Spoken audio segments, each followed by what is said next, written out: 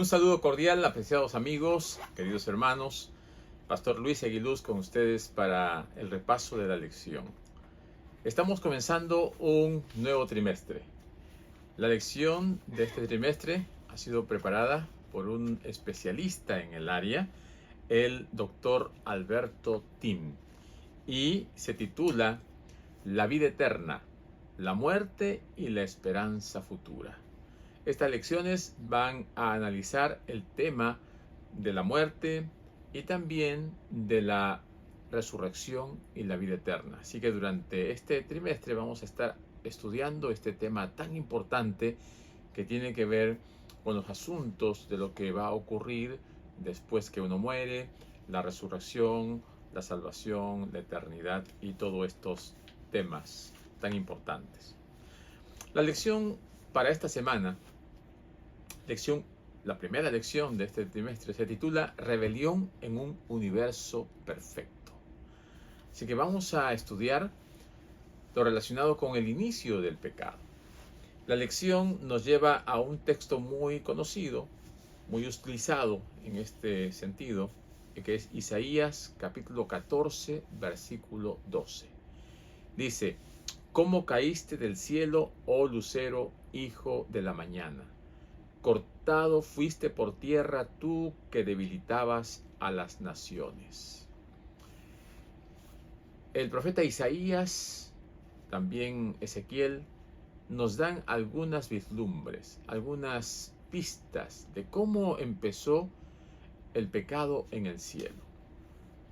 Hay muchas teorías, aparte de la Biblia, que tratan de dar respuesta al inicio del mal, al inicio del pecado. La mitología griega, por ejemplo, nos habla acerca de la curiosa Pandora, ¿no?, que abrió una caja sellada del cual salieron todos los males del mundo.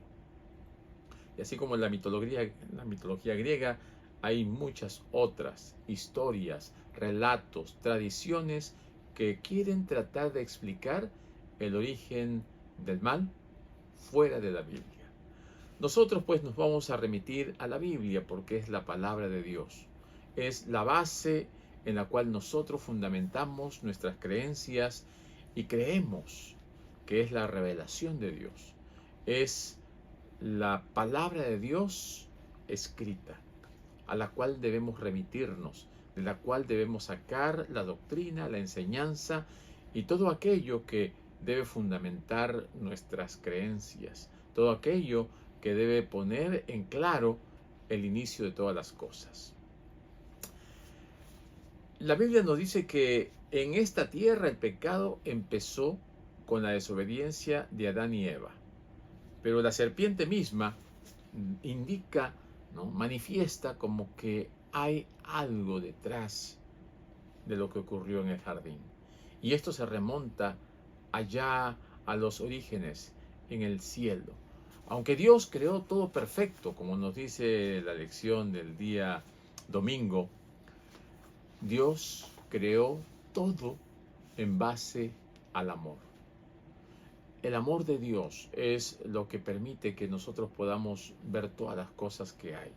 La manifestación del amor de Dios ha hecho posible de que todo sea hermoso, todo sea bello, todo sea puro, todo sea santo, pero apareció el mal. La misma palabra de Dios en Mateo 13:27, cuando los labradores dijeron: Señor, pero ¿no sembramos una buena semilla? ¿De dónde salió toda esta cizaña? Y el dueño respondió: un enemigo ha hecho esto. Mateo 13:28. Y es cierto, un enemigo es alguien que está en contra de Dios. 1 Juan 4:8 nos dice que Dios es amor, que todo lo que Dios hace es basado en el amor. Ese amor que tiene por sus criaturas, ese amor que tiene por su universo, ese amor que tiene por todo lo que Él ha hecho, ha creado. Dios es amor. Y esta expresión de amor se debe de reflejar en lo que Él hace. El carácter mismo de Dios es amor. Dios creó todo lo bueno. Dios creó todo en base al amor y todo era perfecto y bello. El amor de Dios se comparte internamente por las tres personas de la deidad, el Padre, el Hijo y el Espíritu Santo. Y también el amor de Dios se comparte entre todo lo que el Señor ha hecho, entre todos los seres que conforman su creación. Y también hay un aspecto que debemos resaltar, que es que Dios creó todos los seres inteligentes con libre albedrío. O sea, los creó con la capacidad de decidir, de aceptar ese amor o de rechazarlo. El universo mismo manifiesta la expresión de ese amor. Pero como les digo, el libre albedrío es la base de ese amor, el fundamento del amor. O sea, la libertad de que yo quiera amar a Dios ha sido puesto en mí y soy un ser independiente, inteligente, con capacidad de decisión, de elección, de pensar, de aceptar, de rechazar. Dios nos ha dado a nosotros esa misma capacidad que Él tiene, ¿no? De decidir, de pensar. Aquí en el 1 de Juan, capítulo 4 y versículos 7 y 8, vamos a buscar en nuestras Biblias y vamos a leer. 1 de Juan, capítulo 4, versículo 7, dice: Amados, amémonos unos a otros porque el amor es de Dios. Todo aquel que ama es nacido de Dios y conoce a Dios. El que no ama no ha conocido a Dios, porque Dios es amor. En esto se mostró el amor de Dios para con nosotros, en que Dios envió a su Hijo unigénito al mundo para que vivamos por él. En esto consiste el amor, no en que nosotros hayamos amado a Dios, sino en que Él nos amó a nosotros y envió a su Hijo en propiciación por nuestros pecados. Amados, si Dios nos ha amado así, debemos también nosotros amarnos unos a otros. Nadie se ha visto jamás a Dios. Si no nos amamos unos a otros, Dios permanece en nosotros y su amor se ha perfeccionado en nosotros. En esto que conocemos que permanecemos en Él y Él en nosotros, en que nos ha dado de su Espíritu. Y nosotros hemos visto y testificado que el Padre ha enviado al Hijo, el Salvador del mundo. Todo aquel que confiese que Jesús es el Hijo de Dios, Dios permanece en Él y Él en Dios. Y nosotros tenemos y hemos conocido y hemos creído el amor que Dios tiene para con nosotros. Dios es amor y el que permanece en amor permanece en Dios y Dios en él. Así que la vida que Dios nos ha dado en base al amor responde a nuestra decisión personal de aceptar ese amor. Cuán grande es el amor de Dios, que aún Él fue responsable de crear algo y de asumir la responsabilidad por sí. El ser creado se rebelaba, caía en pecado. Dios pues creó un plan para salvarlo. Así que la vida y el libre albedrío son condiciones indispensables para que alguien reciba, cultive y comparta el amor. También Dios creó todo el universo como un ambiente perfecto y armonioso para que sus criaturas crecieran en amor y sabiduría. Uno de los seres más prominentes, ese ángel, el lucero de la mañana, que era el segundo después de Jesús, era sabio, hermoso, ¿no? Inteligente, y en él comenzó a germinarse esa semilla de la rebelión. No sabemos cómo empezó el pecado. Querer justificarlo sería buscarle una razón de ser, pero no hay justificación para el pecado. Es una respuesta que se esperaba como consecuencia del libre albedrío, ¿no? El libre albedrío nos lleva a que nosotros podamos aceptar o rechazar, decidir por Dios o no. Y Dios se corrió este riesgo. Y Dios también aceptó la responsabilidad y el reto de buscar los medios para restaurar su creación si es que fuese afectada por el pecado. Dios hizo todo lo posible para que Lucifer se retractara, se arrepintiera, cambiara su forma de pensar, pero Lucifer se fue transformando cada vez en un ser más y más rebelde. Comenzó a correr la voz en el ámbito celestial de lo que él pensaba, porque él creía que Dios era injusto, creía que Dios era un tirano, él decía que los mandamientos de Dios no se pueden cumplir. Y de esta manera muchos de los ángeles creyeron lo que él estaba diciendo. Y de esta manera llegó un momento en que el Señor tuvo que echarlos del cielo porque no hay razón. El origen y la naturaleza del pecado son misterios que nadie puede explicar completamente y nadie podrá tener una respuesta mientras estemos aquí. El Señor tal vez cuando estemos en la nueva cielo nueva y tierra nueva nos podrá responder preguntas que hoy en día no tenemos respuesta. Así que esta misteriosa ingratitud aparece en el corazón de alguien que debería estar eternamente agradecido por lo que Dios había hecho en él. Entonces, para poder entender un poquito de la rebelión, Dios utiliza un símil, ¿no? Compara al rey de Tiro, ¿no? Tiro era una antigua y próspera ciudad portuaria fenicia, y este gobernante rico y orgulloso, que era solo un hombre porque él se creía ser un dios y se sentaba, según él, en el trono de los dioses, tenía ese mismo sentimiento que Lucifer. Y entonces el Señor hace esta analogía para que nosotros podamos tener una vislumbre de lo que sucedió allá en el cielo. Dice, perfecto eras en todos tus caminos desde el día en que fuiste creado hasta que se halló en ti maldad. Lucifer fue creado perfecto, lo que incluía su capacidad para elegir libremente, para poder decidir seguir a Dios o no.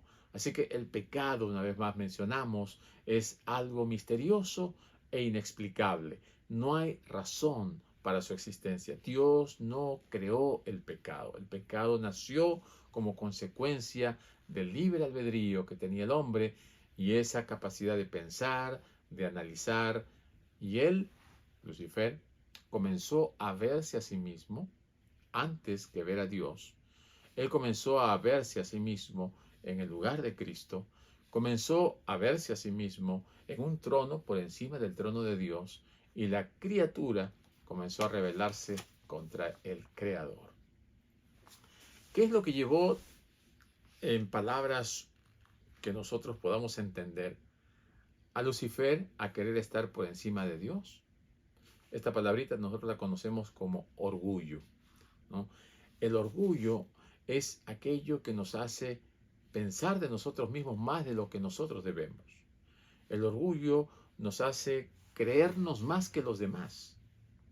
Y en el caso de Lucifer, el orgullo lo llevó a tener la idea de que él era lo mejor, de que él estaba por encima de todo y aún por encima de Dios. En las Escrituras se presentan dos motivos. Uno es el tema de Salem, ¿no? El monte Sión, Jerusalén, la Nueva Jerusalén, y de allí viene también lo que conocemos como Jerusalén, ¿no? Viene de la palabra Jeru y Shalom, ¿no? O sea, la ciudad de la paz, donde a través del Antiguo Testamento se menciona que Dios siempre quiso que el trono de Dios esté en Jerusalén, en la ciudad de la paz, en esa ciudad donde estaba antes Melquisedec, ¿no? Rey de Salem, y Jerusalén viene de allí, con otra ciudad que se origina en Babel, confusión, y de allí comienza a formarse esta nación que está siempre en contra de Dios, Babilonia, ¿no? Y que más adelante se le llama Roma. Así que allí es donde se desarrolla el espíritu de rebelión, el espíritu de confusión, el espíritu de dominio como el de Satanás. Así como Dios le pidió a Abraham que saliera de la tierra de Ur para ir a aquella tierra que él le había prometido. También le dijo a los judíos, ¿no?, que salieran de Babilonia para regresar a la ciudad de Jerusalén. Así también Dios nos pide a nosotros que salgamos de la Babilonia espiritual para acercarnos a su santa ciudad, para que formemos parte de la nueva Jerusalén. Este espíritu de Lucifer, como nos dice Isaías, debilita a las naciones, engaña. Su afán, su énfasis es en confundir, en engañar, en persuadir a las personas a alejarse de Dios. Es el trabajo que hace Satanás. Quiere entristecer a Dios, haciendo sentir dolor por aquellas criaturas que se están perdiendo. El desafío de Satanás contra Dios ha hecho de que él se quiera establecer como un Dios con D minúscula, que nunca podrá ser en realidad Dios, pero sí el engañador. El rey de Babilonia, pues, es una figura, ¿no?, de Lucifer, de Satanás. Es una representación, ese espíritu orgulloso, arrogante, ese mismo espíritu que tuvo Lucifer en el cielo, es el mismo espíritu que toda aquella persona que quiere enorgullecerse, vanagloriarse y apartarse de Dios va a tener. No podemos nosotros mantener un espíritu de orgullo. Por el contrario, nuestro Señor Jesucristo, siendo el Dios Todopoderoso, siendo el más grande de todo lo que existe, se despojó de todo eso y vino a ser hombre. Vino como un hombre mostrando lo que es en realidad lo contrario al orgullo, la humildad. Y mientras que Satanás personifica el orgullo, Jesús personifica la humildad. Mientras Satanás dice subiré a lo alto, Jesús dice descenderé a la tierra. Mientras Satanás dice allá en lo alto pondré mi trono, Jesús dice allá en lo bajo naceré en un pesebre. Siempre esa contraposición nos permite ver lo que es el orgullo a diferencia de lo que es la humildad. Y estos son los dos únicos líderes que están en este universo buscando adeptos. Y nosotros tenemos que ponernos en línea detrás de uno de ellos. Satanás, allí hay una puerta ancha donde están todos los que le siguen. Jesús, hay una puerta y un camino angosto donde estarán todos los que le siguen a él. Y es nuestra decisión voluntaria también, por el libre albedrío, de escoger qué camino seguir, a qué líder seguir y dónde terminar nuestros días. En el lago de fuego, allí donde moriremos para siempre, o en aquella nueva ciudad, la nueva Jerusalén, donde viviremos para siempre. El trabajo, pues, y la labor de Satanás es engañar. La incredulidad, la mentira, es lo que aflora de él. En Apocalipsis capítulo 12 nos dice pues que hubo esta guerra allá en el cielo en donde Lucifer se rebeló y sus ángeles se enfrentaron con Jesucristo y sus ángeles y no se halló más lugar para ellos y tuvieron que ser echados, ¿no? Este ángel poderoso, ¿no?, Cristo, se menciona también como Miguel, ¿no? Algunos piensan que es solamente un arcángel. La Biblia nos da indicios de que se refiere a Jesús, ¿no? Es la persona que representa al que está al frente de todos los ángeles y que lucha para liberarnos del dominio de Satanás. Apocalipsis 12 también ofrece una descripción general de este conflicto en el cual estamos inmersos. Dice que comenzó en el cielo con la rebelión de Lucifer y donde una tercera parte de los ángeles se fueron con él. También culmina con la victoria de Cristo en la cruz del Calvario y también continúa en esta lucha buscando que desanimar o que alejar a los que en el tiempo del fin forman parte del remanente del Señor. Y Dios quiere que nosotros formemos parte de ese remanente. Elena G. de White nos dice En su gran misericordia, Dios soportó pacientemente a Lucifer por mucho tiempo. Este no fue expulsado inmediatamente de su puesto elevado cuando se dejó arrastrar primero por el espíritu de descontento, ni tampoco cuando empezó a presentar sus falsos asertos ante los ángeles leales. Fue retenido por mucho tiempo en el cielo. Varias y repetidas veces se le ofreció el perdón con la condición de que se arrepintiese y se sometiese a la voluntad de Dios. Pero, como nosotros sabemos, esto no sucedió. Lucifer nunca se arrepintió y por el contrario se convirtió en Satanás, en el adversario, en el que está sumiendo en tinieblas a toda la humanidad, a todo el mundo creado por el Señor. ¿Qué más podemos decir del principio del pecado? Pues ya está manifestado en la palabra de Dios, ¿verdad? Claramente. Hay muchas teorías en el mundo o en las diferentes culturas porque no se basan en la palabra de Dios. Y mientras que no nos basemos en la palabra de Dios, no vamos a tener la revelación perfecta, la revelación clara y precisa. Nosotros, como hijos de Dios y cristianos, al buscar en la Biblia respuesta al origen del pecado, la Biblia nos remonta hasta el cielo mismo. Allí donde este ángel poderoso, Lucifer, era un querubín, ¿no? Los querubines son los que protegían el lugar donde estaba la presencia de Dios. Nosotros podemos ver en el Antiguo Testamento cuando se mandó a realizar el santuario, allí donde estaba el lugar santísimo y donde estaba el arca del pacto, estaba con unos querubines que protegían, ¿no? Querubines protectores. La labor de Lucifer era proteger al Señor, proteger a Dios, o sea, el que protegía ese lugar.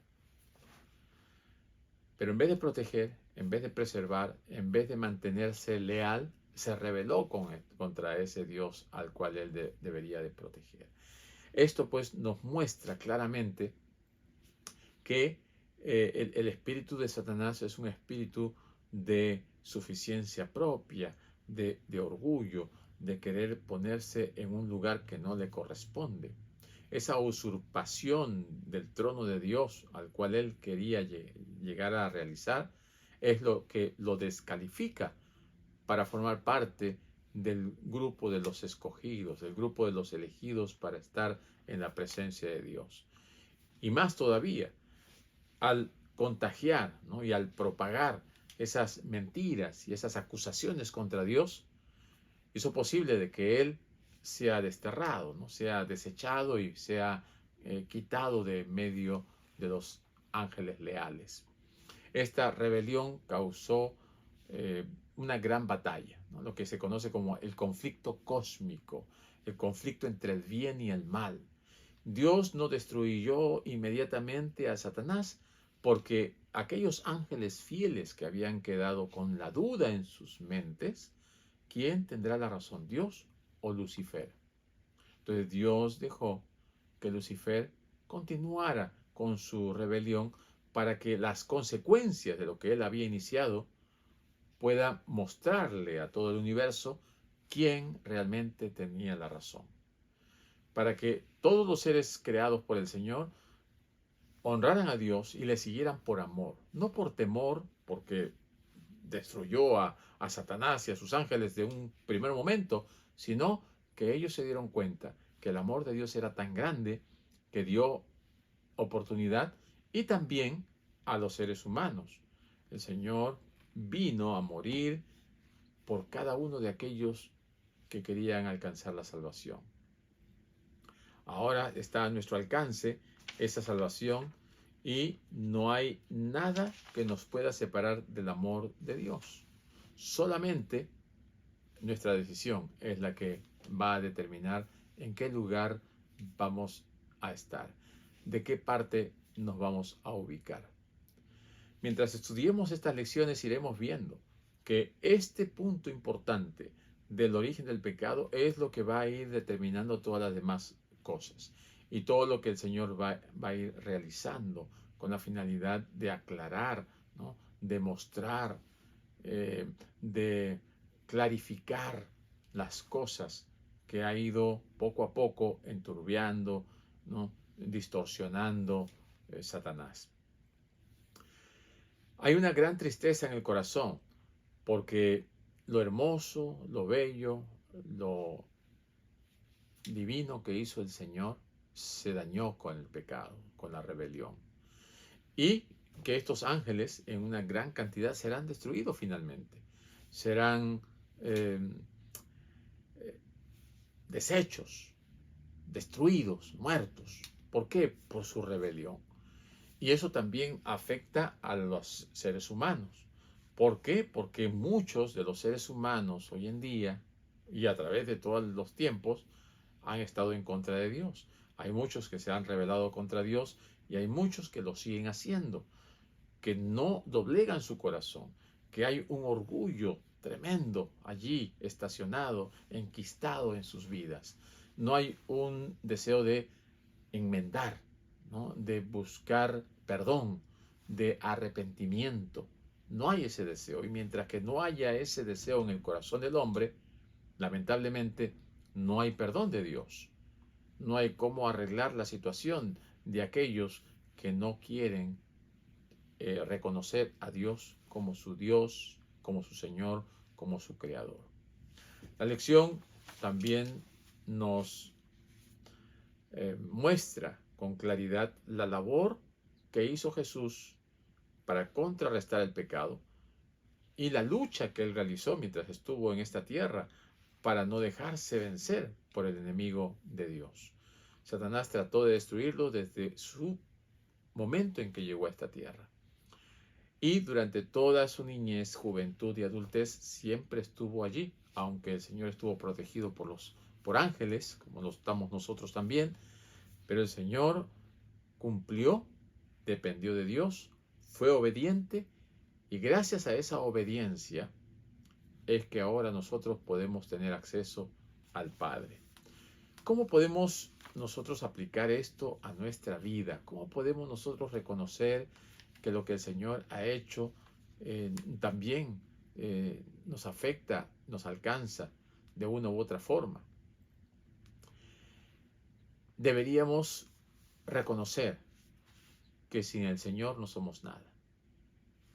Deberíamos reconocer que lo único que nos puede ayudar en la lucha contra el enemigo, contra el pecado y contra el mal, es pedir el Espíritu Santo para que nos acompañe, para que nos proteja, para que nos dirija y para que podamos nosotros hacer las cosas como a Dios le agrada. La palabra de Dios nos dice también que Satanás está como león rugiente buscando alrededor a quien devorar. Satanás está tratando de destruir y está tratando de dañar la creación de Dios. Satanás quiere que tú y yo caigamos en pecado, nos apartemos de Dios y nos perdamos. Y por el contrario, el plan de Dios es que nosotros aceptemos a Jesús como nuestro Salvador y venzamos, ¿no? Seamos victoriosos, seamos vencedores. Recordemos que Dios es el Dios de la vida. Dios creó la vida, no creó la muerte. La muerte viene como consecuencia del pecado, ¿no? El pecado no lo creó Dios, viene como consecuencia del libre albedrío, de la libre elección de aceptar o rechazar a Dios. Entonces, Dios es vida. El estar alejado de Dios, el darle de espalda a Dios, el vivir en pecado, va a traer como consecuencia la muerte. Satanás finalmente será destruido, morirá. Y los seres humanos que hayamos desechado el amor de Dios, a Cristo como nuestro Salvador, también moriremos.